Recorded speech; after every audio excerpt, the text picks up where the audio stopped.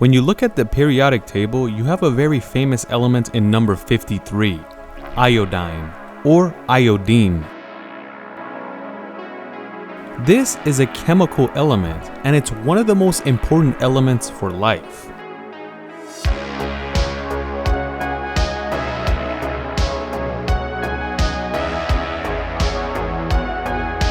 Iodine was first discovered in the year 1811. This was during the Napoleonic Wars by Bernard Courtois. Bernard Courtois was a very sophisticated chemist, and because of one special invention, he made his family extremely wealthy. And the reason for all this wealth is because they were one of the leading producers of potassium nitrate, one of the most important ingredients in gunpowder. Of course, you're in the middle of the Napoleonic Wars, and gunpowder is very important.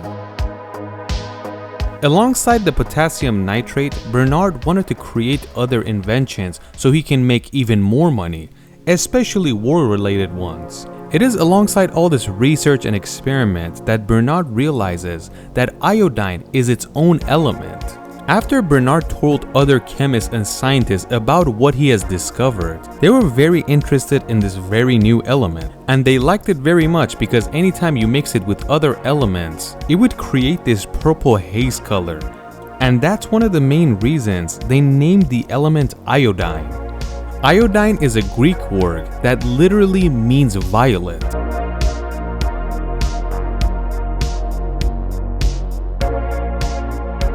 Discovering iodine wasn't really a big deal in this era. They couldn't use it for anything, especially for warfare like potassium nitrate. That's why for Bernard's life, it was kind of put on the back burner. But it wasn't like different scientists and chemists picked it up to try to experiment with it to see what it's good for.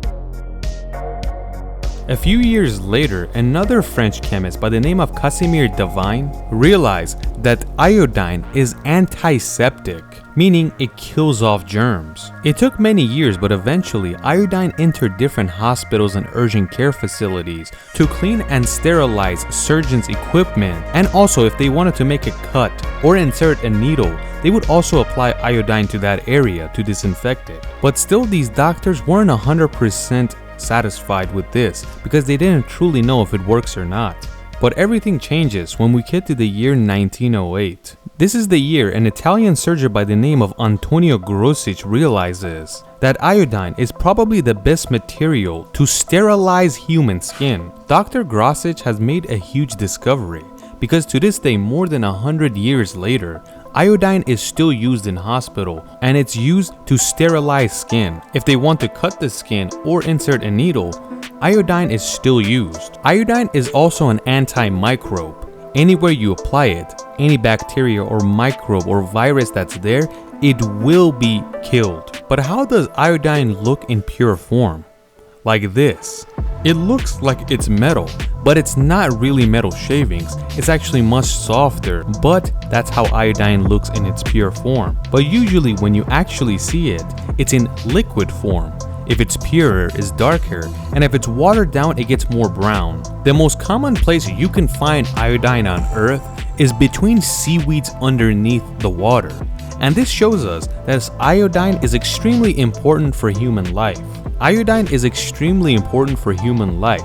If someone has iodine deficiency, their thyroid does not work correctly and they don't produce the correct hormones, and it will start to expand. And alongside growing, it also puts a negative effect on your nervous system and brain. So it's very important, especially for young people, to have the proper amount of iodine in their system. But that doesn't mean that older people don't need it. Everybody needs it. But to this day, more than 2 billion people have iodine deficiency. Most of them are in the middle of India and in the middle of Africa, places that are far away from the seas and the oceans. And these people have a very enlarged thyroid, and it could even get as big as this. But it's not like you have to go get a thyroid medicine and eat it. Most of the food you and I eat has iodine in it. Seafoods, eggs, and dairy all have plenty of iodine for you. And in some areas, there's iodine add it to salt to make sure you get the correct amount of iodine in your system.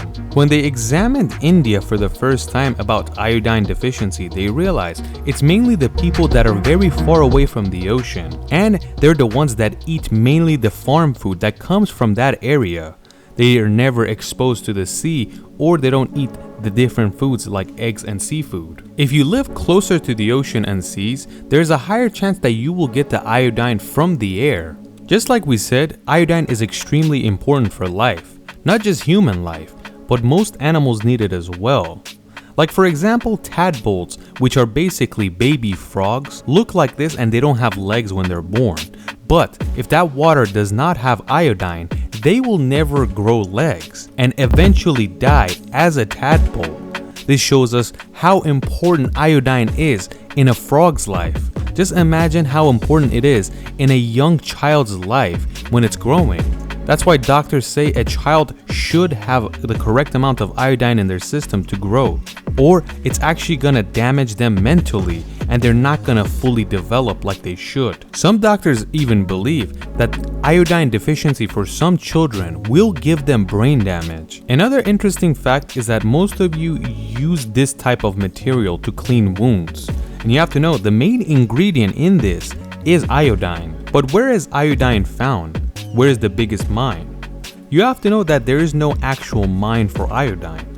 Most of the iodine that's used in the world come from the seas and waters.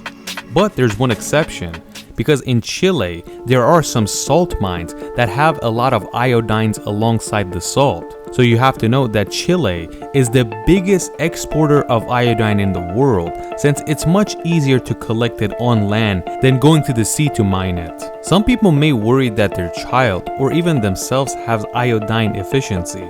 How can a person tell that if they have enough iodine in their system? If you don't eat seafood, if you don't live near the ocean or the waters, or if you don't eat eggs or dairy, or even salt that has iodine in it, there's a slight chance you might have iodine deficiency.